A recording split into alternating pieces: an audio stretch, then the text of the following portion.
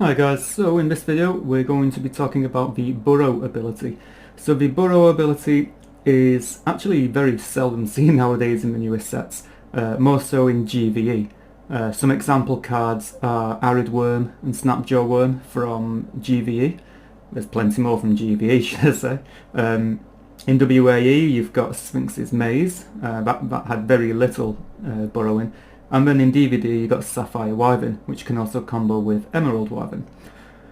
So, in a nutshell, the burrow ability basically means that that unit, when it burrows, kind of gains a shield of protection. So at first glance you might think it means to sacrifice the unit, which it doesn't by any means. Basically, all you will do is you will get the card, and whenever you've got to burrow the unit, you turn it upside down, so it's face down.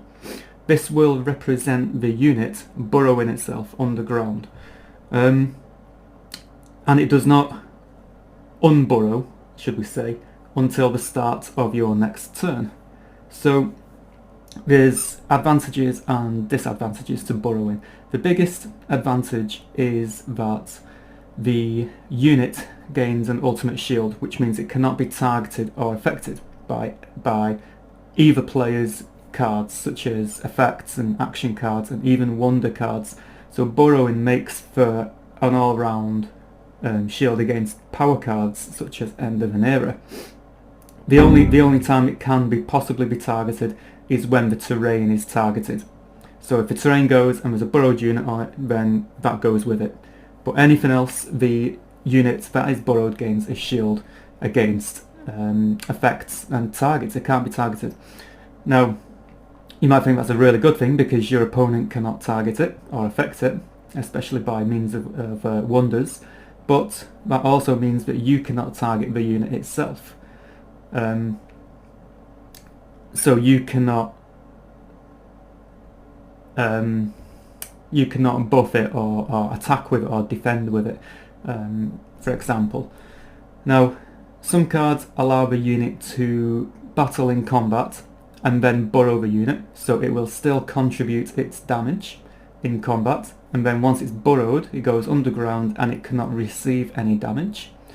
The only other things what can affect it are if you've got an all-round card that says unburrow, or you can choose to unburrow a card, then that is allowed. But general all other effects such as damaging, buffing, removal, etc., cannot target a burrowed unit.